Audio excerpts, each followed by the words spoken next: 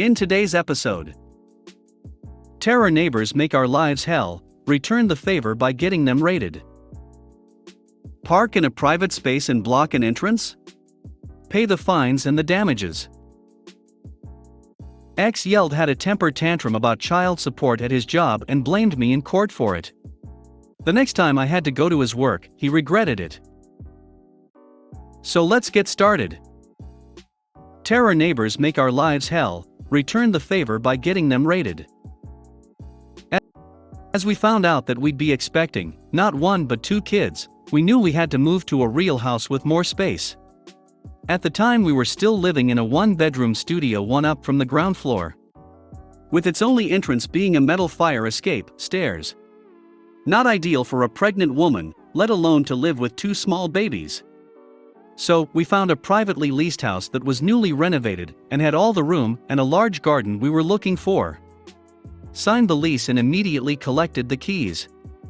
As the owner drove off, the woman next door comes up to me, immediately demanding we not make noise before noon as her BF works nights and sleeps in, and a whole bunch of other do's and don'ts. So right off the bat knew, trouble incoming. As the house was fully renovated and not much had to be done, we were like, don't poke the bear, we'll do the things that make noise after noon.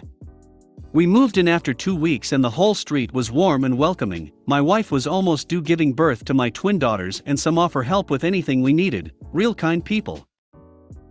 They also told us about our neighbors. Nobody liked them, he was a big bully and got into arguments with everybody. Also were known as radio pirates, as in illegal broadcasting on radio with all Dutch bangers. This music is just terror on your ears and possibly used on terrorists on black sites, which went alongside them partying Thursday through Sunday till 5 in the morning. Loud music, constant yelling, always drunken, etc. Really something to look forward to when moving in, certainly with 2 babies on the way. The partying began immediately, full blast. Real classy for someone demanding to be quiet when douchebag needs his beauty sleep. Then one day my FIL came to put new grass in. He has his trailer parked at the back of our houses, which is public space. Not according to him though, know that exact spot where the trailer, full with grass sods, quite heavy stuff, was parked was his spot, and we had to move the trailer. Not going to happen as I was not planning to walk all the way around the house with the sods. He gets angry right away and demanded me to move it. I told him to go F***ck himself. I was done with him already then and there. I'm also a ginger, so besides having no soul I do have a temper which is always in check until you provoke me repeatedly. Anyone who knows me will tell you that you really had to make an effort for that to happen. We went on working and end of day comes when my FIL wants to leave. Hooks up the trailer and bam, there was douchebag, telling him off, yelling it's his spot, and he better does not do this again or else. Mess with me all you want, I can handle it, but what you don't do is threaten my family. I ran outside and told him in no uncertain terms to back off, or he'll be the sorry one. Total bluff on my side. Yes, I have that temper, but I'm not impressively built, and have no hidden fighting skills. I do fight dirty. He backs off, FIL leaves, and I go inside where I find my wife crying. She got scared of him maybe doing something to her father and or me, and this is something we don't need right now. Combined with hormones from being pregnant, and you can paint that picture. So I'm even more pissed, but had to promise not to act on anything. I won't, dear, not yet anyway. Time went on without any real incident, and then came the time my wife goes into labor. Didn't go smooth and ended up having to deliver with C-section, or whatever it's called, because daughter 2 was almost strangled by the umbilical cord. We had to stay 3 nights, excruciating nights due to a lot of things. Finally we get to go home. Family had put a giant sign in our front yard welcoming the babies. The sign was already up for a few days prior to coming home, so our friendly neighbors definitely knew about it. But did they give a flying F***ck? No, they did not. From the first night on they started to party and broad-blasted their terror music. They started at noon and continued to until 5 or 6 in the morning. Classy. They also kept going for days, so it wasn't just Thursday through Sunday, it was all week long and the next. So we were broken, hardly slept. One of our daughters suffered from heavy cramps combined with all the noise and her parents at the end of their wits, so she cried a lot. And then I just had it. I researched some things on radio pirates, the laws and regulations, and on his large, 5 MTR plus antenna in his backyard, which was illegal in itself, but he used it to illegally broadcast on radio, which meant he had a lot of equipment to do so, which was even more illegal, and can even get you jailed, but at the very least they could seize it all and fine him big time. In the 10-45K area. Now, I did not immediately turn him in, but instead were looking for another house to lease first. This because I figured it wouldn't sit well with him, and having a wife and 2 babies in the house alone during the day because I had to go to work. I hear you guys thinking, why not involve the police? Well, they are utterly useless in cases like this. We called once and what they did disturbs me to this day. They rang at their doorbell and immediately started off by saying we called them about noise complaints. Yes, you read that right. No protection or whatsoever. Just blatantly told them we were the reason they're there, told them to keep it down, and that was it. They didn't even follow up with us or anything. As you can guess, douchebag now was even more pissed and told me the next day, or yelled over the fence that separates our backyards, that I really should not do that again, a threat yet again of which I told the police. I didn't report it the first time as I chalked it up to alpha male and heat of the moment. But without witnesses to corroborate, nothing could be done yet again. Some days later, I walked out the front door, and he just stepped out of his car. Came up to me demanding I cut back some of our ivy that grew on our side of the fence, because it tangled in with his big-ass antenna. He would be gone for some hours, and I could come into his garden to cut back the ivy that grew through on their side. And then a light bulb went on above my head. I told him politely that I would do that immediately. Why? Because that gave me the opportunity to find out the make and model of this antenna to ascertain its signal strength, where the cables go exactly, and what kind of cables they were, again to know the signal strength it handled. Also, it gave me a good view on the equipment he had, through the window, so I could snap some photographs of it. This was the icing on the cake. Because in the meantime we did manage to find a new home and already had signed the lease, so we would be gone in 2 weeks. Luckily, we only had to paint some walls for the girls' room and furthermore just pack up our things and move them to the other house. So after I trimmed the ivy and collected my evidence, I went online that night to find out the proper channels to report a broadcast pirate and which entity was tasked with catching said pirate. Turned out I had to call the telecom agency, but also the police. Wasn't too happy with the latter, but I remembered I have a nephew that works for the police. Officially his area was immigration, but knew enough colleagues that could help us, and we could trust not to confront them again saying I was the one that sent them. That was extremely important for our safety when doing what I was doing. So I gave both the agency and the police all evidence I collected, pointed them to the frequencies he pirated so they could listen in. Then they started a neighborhood investigation, which wasn't really necessary, but this was to cover our asses to make it look like he got caught by accident because they had an active investigation in our area. You never know what he can learn from legal documents and such.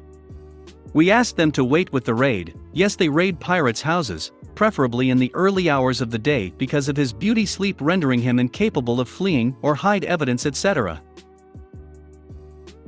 We moved 2 weeks later, and they raided him 2 days after we moved. All of his equipment, computers, radios, cell phones, and his car were seized. He left in cuffs, his wife/GF did too, for making a big scene and tried to interfere. All of which was live reported to me by one of my ex-neighbors, who were equally ecstatic about this. It turned out, this wasn't the first time he got caught, but his third time. His car had no insurance on it and his MOT failed. This would normally have no big consequence, because he didn't drive it while raided, but they had the guy surveilled on for a week, and that definitely meant he was seen driving it while not having insurance and valid MOT. He was fined somewhere around 30k euros, went to jail for 12 weeks, and everything seized was destroyed except the car. His GF had I do 40 some hours community service.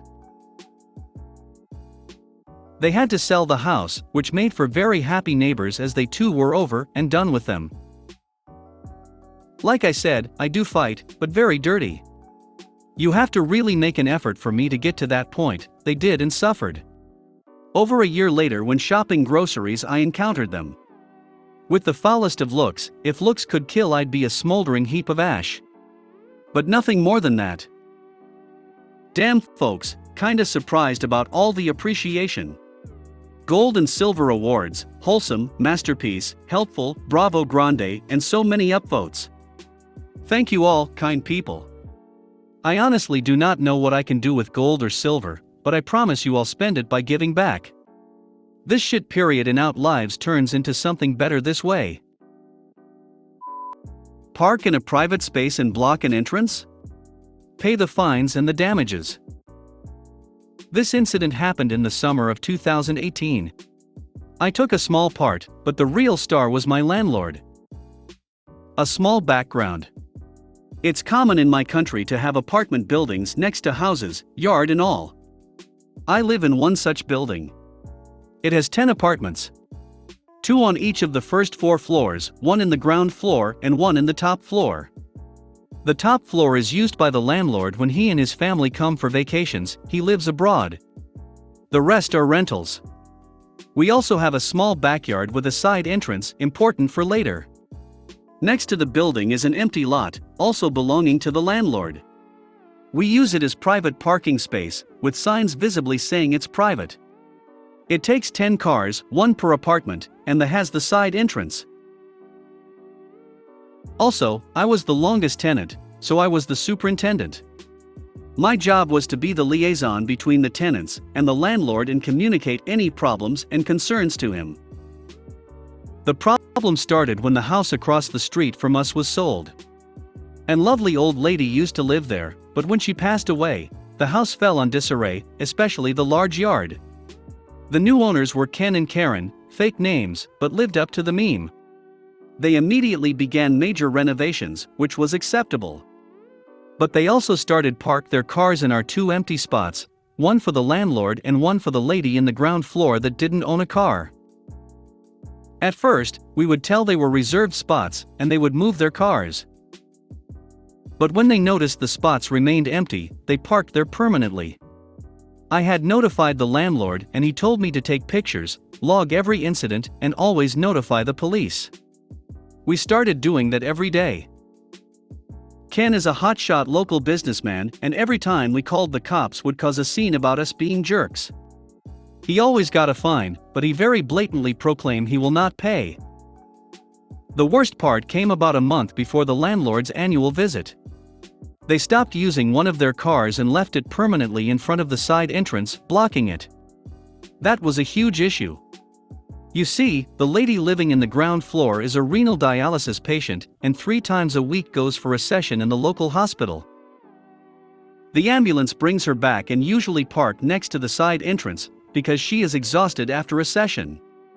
With Karen's car parked there, that wasn't doable anymore. They don't move it even when the police is called.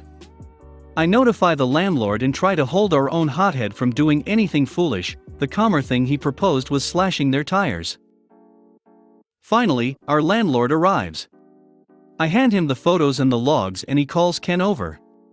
Tony, the landlord, calmly explains that they are not allowed to park in our space and to move the cars. Ken's response was, "Who the hell do you think you are? I can park anywhere I want." Now, Ken thinks himself as a big fish in our small town. But Tony is a big fish in a major foreign city. And he is very creative when somebody pisses him off. He tells us to leave the spot next to the side entrance open for the weekend, and he will take care of things. We do that and Ken parks his car next to his wife's. Sunday evening, a tow truck arrives and unloads an old Citroën DS, also known as the Frog, blocking both of their cars. Monday morning I wake by the buzzer, and when I go downstairs, Ken and Karen are there. They are both livid. They can't move either car. Tony joins me, all smiles. Ken sees him and blows a gasket. He starts shouting and cursing. Tony, still smiling, replies, "I don't see a problem." My car is legally parked. What are you going to do about it? Ken angrily gets into his car and reverses on the DS, crushing them both. Tony's smile became one of a shark. He immediately called the police. He pressed charges against Ken. The aftermath. Tony had legally bought the DS from his cousin that owns a car repair and restoration shop. The car was a restoration project and was insured. The court found Ken liable for the damage done. They also found out he was true to his word and hadn't paid any of the tickets. The fines for the tickets alone were almost €2,000. He also leased both his cars and they dropped him as a client immediately for purposefully causing an accident and damaging the leased car. They're sued for damages. Ken got another car, but learned his lesson and hasn't parked in our spots ever since.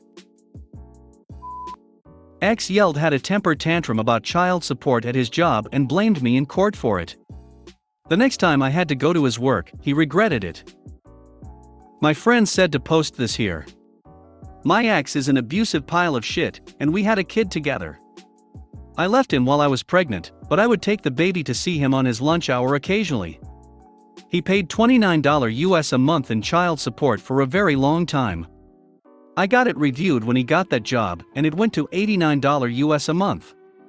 When he found out how much it went up, he threw a screaming temper tantrum in his work and chased me out of the building with our 9-month-old. We had family court a few days later, and he blamed me for everything. He even got his friend to lie and say he was there and I started it. The judge thankfully didn't believe him, but I was told to continue these terrible visits at his work. Now for the revenge. It was a furniture rental store, and he would constantly bad-mouth customers in very detailed ways. The next, and last time I took our baby there, I sat down with a small notepad and wrote down the names he and the other person said, how many months they said they were behind, how much they said owed, and every name he and his buddy called every single person. There were quite a few racial slurs said that day. When time was up, he had to leave, and I told his boss. The boss didn't do a damn thing. I knew 3 people he was badmouthing, and I knew how to get in touch with 5 or so others. I worked my way through that list, telling people exactly how their personal financial info was being released, and the names they were called. He and his buddy lost their jobs the next day, and the owner filed a restraining order against them. I didn't feel bad at all. Thanks for watching.